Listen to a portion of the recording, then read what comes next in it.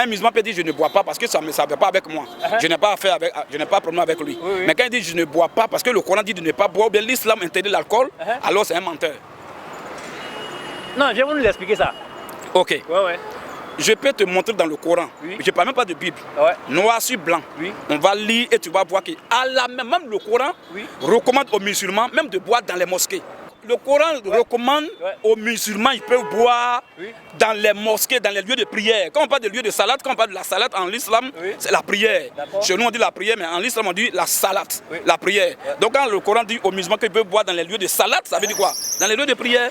Est-ce qu'on va avoir le verset? On va lire le verset, il n'y a pas de souci. Prépare-moi la sourate 7, verset 31. En entendant qu'il prépare le verset, c'est que tu vas savoir, le Coran me recommande aux musulmans de boire, même les belets.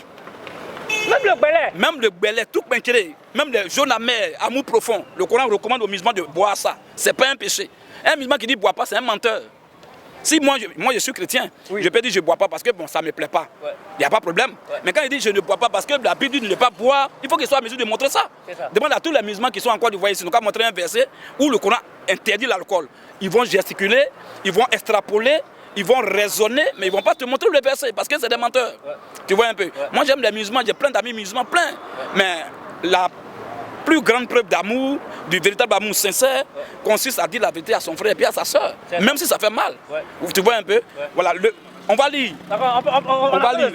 On va lire sur la 7, verset 31. Sur la 7, verset 31. Sur la 7, verset 31, ça c'est pour commencer. Où le Coran recommande aux musulmans, ils peuvent boire même dans les lieux de prière, à la mosquée. On va lire ça rapidement. Oui, vas-y. Sur la 7, verset 31. Ô enfant d'Adam. Ô enfant d'Adam, oui. Dans chaque lieu de salade. Dans chaque lieu de salade. Quand on dit salade, c'est la prière. C'est ce qu'elle a dit ici. Dans chaque lieu de prière, portez votre parure. Portez vos habits, oui. Et mangez et buvez. Mangez et ensuite et ne commettez pas d'excès. Pourquoi? Car Allah n'aime pas ceux qui commettent des excès. Tu vois là? On dit dans chaque lieu de prière, mangez et buvez. D'abord, quand une phrase commence par un verbe conjugué, on appelle ça une phrase impérative. Mangez et buvez. Mais ne commettez pas d'excès. Bon, un homme d'abord qui mange, et puis on parle de l'eau là. Est-ce qu'on dit il mange et boit? C'est de l'eau. Quel homme qui ne boit pas l'eau sur la terre? Quand on dit je mange et je bois, ça dit c'est l'alcool. Et maintenant qu'on parle d'excès, bon, l'eau même, en quoi est-ce qu'on peut commettre l'excès en l'eau? L'eau là, on boit l'eau, même si tu veux pas boire 10 bidons. C'est dans l'eau, il y a excès. Mais Allah ne peut pas inciter pour dire dans chaque lieu de prière, mangez et buvez. Mais ne commettez pas d'excès. Pourquoi? Parce que Allah n'aime pas ceux qui commettent d'excès. Il n'a pas dit Allah n'aime pas ceux qui boivent. Il dit Allah n'aime pas ceux qui commettent d'excès. Mais là, ce n'est rien encore. On va lire sur la. Il y a d'autres versets encore.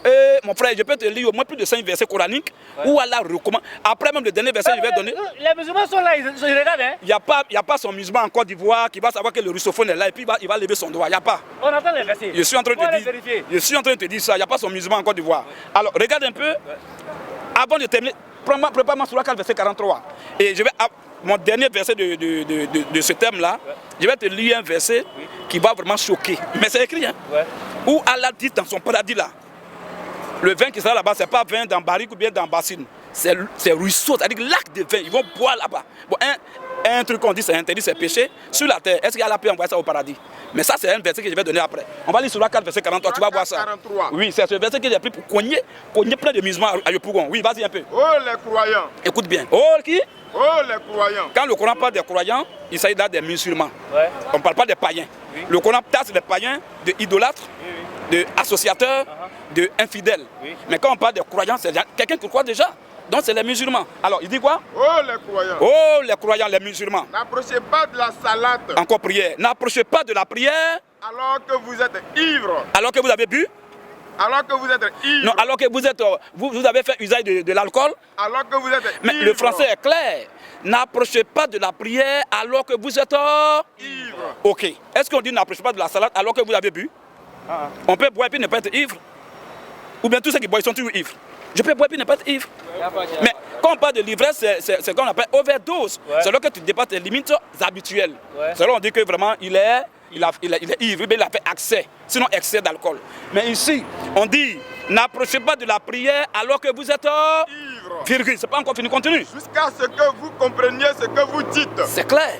Donc Allah dit, n'approchez pas de la prière alors que vous êtes ivre. Première question, selon ce verset.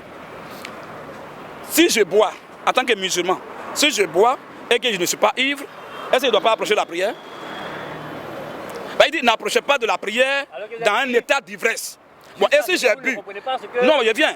Première partie, on dit n'approchez pas de la prière alors que vous êtes ivre. Donc vous êtes en état d'ivresse. Ça veut dire quoi? Et si j'ai bu que je ne suis pas ivre, est-ce qu'il ne doit pas prier? Donc Allah ne m'interdit pas de prier. Si j'ai bu et que je ne suis pas ivre, Allah dit tu peux aller prier. Mais si je suis en état d'ivresse, Allah dit maintenant, il ne faut pas approcher la prière, mais quoi? Jusqu'à ce que tu comprennes ce que tu dis. Ou bien jusqu'à ce que vous compreniez ce que vous dites. Ça veut dire quoi? Si les musulmans ont bu, qu'ils sont ivres là, Allah dit reste quelque part. Quand ton ivresse va passer, qu'on appelle en Côte d'Ivoire ici, ton daïko va passer, après cela, tu peux maintenant aller t'adonner à la prière. Parce que quelqu'un qui est ivre, mon frère, il est ivre. Mais il n'est pas conscient. Il ne sait pas ce qu'il dit. Il peut même se coucher il peut même se mettre nu. Il peut se coucher même dans le caniveau. Il va adresser quelle prière à Dieu. Donc Allah dit, en état d'ivresse, comme tu es inconscient, tu peux faire des bêtises, alors mets-toi quelque part. Quand ton ivresse va passer, en ce moment-là, tu peux même aller t'adonner à la prière. Bon, si l'alcool est un péché, que les musulmans ne doivent même pas approcher, dans quel coup il se retrouve ivre ici? Un homme normal, si tu bois, tu connais ta limite habituelle. Mais il peut arriver que peut-être un jour de fête, un jour de cérémonie, d'une manifestation quelconque, il peut arriver que je dépasse les limites. Oui. Mais quand je dépasse les limites, Allah ne me condamne pas. Il dit assieds-toi. Quand ton ivresse passe, tu peux venir maintenant prier. Voilà pour dire, oh les croyants, n'approchez pas de la salade. Il dit la salade c'est la prière. N'approchez pas de la prière alors que vous êtes ivre. On n'a pas dit alors que vous avez bu. Donc, mais si j'ai bu que je ne suis pas ivre, je peux prier, Allah n'est pas contre moi. Mais si je suis ivre, je me mets à côté. Quand mon ivresse passe, je peux maintenant aller m'adonner à la prière. Ça, c'est verset Coranique, Sourate 4, verset 43. Ce thème, je l'ai développé à Boaké, à la radio Savannah. Oui. Savannah FM, qui est la radio du ministre en question, que vous connaissez, il préfère taire son nom. Et il était là-bas avec un journaliste qui était aussi un musulman. Ce thème-là, quand j'ai commencé à aborder, il est sorti de la salle. Il est sorti de la salle. Je te parle devant Dieu. Ce n'est pas quelque chose qu'on est caché, c'est sur les réseaux sociaux. Il ne pouvait pas tenir. Et même on voulait le prendre comme il dit non, ce thème, lui, il ne peut pas intervenir dedans. Et j'ai montré les choses. Tous les musulmans qui vont te dire non, il ne faut pas boire, que nous, les musulmans ne boivent pas, en réalité, ils se cachent pour boire. Je suis allé à Kouba, c'est la place Inch'Allah, en plein Ramadan. Quand j'ai développé ce thème-là, il y a un musulman, il s'appelle Alassane, il est venu me poser des questions. Quand j'ai démontré ça, il dit, mais c'est écrit ce que tu dis, il faut lire. On a lu. Ce jour, il a coupé son carême. Il a vu que les gens le blaguaient depuis. C'était un mensonge. Tu vois, les musulmans, leur problème, ils n'aiment pas lire. Même tu vas prendre les femmes musulmanes là. Si elles sont 1000, celles qui ont lu, peut-être qui ont ouvert le Coran, une fois peut-être, si elles sont nombreuses, c'est peut-être 2 ou 3 personnes. Tout à l'heure, je t'ai promis que Allah dit, mais il peut boire. Il dit tout m'inquiéter. Prépare-moi la sourate, prépare-moi rapidement. Il dit, Allah dit jaune amer, amour profond, s'il y a guéri, Allah dit, il peut taper ça. C'est parce qu'ils ne lisent pas leur livre. Un musulman qui dit, bois pas, c'est un menteur. Alors prépare-moi la sourate 16. Sourate 16 à partir du verset 67 à 60. Tu vas voir ça. La sourate 16 à partir du verset 67 à 69. 67 à 69. Voilà. Tout est écrit, hein, vous pouvez partir vérifier. Si tu veux même, on commence même à partir du verset 10 à 11. On prend sourate 16, verset 10 à 11. Tu vas voir ce qui est écrit là-bas. Il y a Bandit là-bas. Bandit. Tu vas voir. Il y a dit il y a Bandit. Sourate 16, verset 10 à 11. Verset 10 à 11. Écoute ça très bien, oui. C'est lui qui, Lui a mis pour Allah. C'est lui qui, du ciel, a fait descendre de l'eau. Oui. Qui vous sert de boisson et grâce à laquelle poussent des plantes dont vous nourrissez vos troupeaux. Vas-y frère. Au verset 11. D'elle là, il fait pousser pour vous. Allah fait pousser pour vous les cultures. Les oliviers. Les palmiers donnent quoi? Olivier donne quoi? Vas-y, continue. Les palmiers. Les vignes. Là, ça donne quoi? Et aussi toutes sortes de fruits. Oui. Voilà bien là. Bien là. Oui. Une preuve. Pour des gens qui réfléchissent. Pour des gens qui sont intelligents. Ça c'est un. Maintenant, pas au verset 62 de la même sourate, verset 67 maintenant. Tu vas voir quand on parle de vigne, on parle de palmier. Allah va dire quelque chose, qu'ils font vraiment de ça. Qu'est-ce qui est issu du palmier? Qu'est-ce qui est issu de la vigne? Allah va dire le nom. Verset 67. Voilà. Vas-y, oui. Des fruits des palmiers et des vignes. Écoute bien. Des fruits, des palmiers et des vignes. Vous retirez une boisson enivrante. Bon, on retire un aliment excellent. On retire quelle boisson enivrante dans vigne? C'est le vin. Le fruit c'est raisin. Mais le jus qu'on retire, qu'on parle de boisson, et puis elle a dit boisson enivrante. C'est-à-dire que c'est le vin. Maintenant, palmier. On dit des fruits de palmier. Si vous retirez une boisson enivrante, dans palmier là, quelle boisson qui est enivrante qui sort de palmier? C'est le vin de palme. On appelle ça bandit chez nous ici. Elle a dit vous retirez. Elle a dit vous fabriquez. C'est-à-dire que qui a mis ça dedans? Quand je suis venu extraire, ça dit que je suis venu fabriquer. Ça dit que la chose a pris et je prends. Mais qui a mis l'alcool dedans? C'est Allah qui a fait ça. Donc quand les musulmans disent qu'ils ne boivent pas, ça dit que en fait c'est les mécréants, c'est les musulmans, ils se foutent de Allah. Ils ne respectent même pas Allah. Sinon si un musulman qui respecte Allah, là, il faut faire ce qu'Allah a dit. Il n'est pas plus intelligent que lui. Continue maintenant. Des fruits, des palmiers et des vignes. Oui. Vous retirez une boisson enivrante et un aliment excellent. Vas-y frère. Verset 10 à 11. Oui. C'est lui qui, c'est lui Allah qui, du ciel, a fait descendre de l'eau. A fait descendre de l'eau. Qui vous sert de boisson et grâce à laquelle oui. poussent des plantes dont vous nourrissez vos troupeaux. Verset 11 maintenant rapidement. Verset 11. Oui. D'elle, il fait pousser pour vous. Allah fait pousser pour vous les cultures, les oliviers, les palmiers, les vignes. Très bien, c'est ça qui m'intéresse. Maintenant au verset 67. Quand Allah fait pousser les palmiers et les vignes, là, et les oliviers, tout ça c'est pour faire quoi? Parce que Allah ne fait rien au hasard.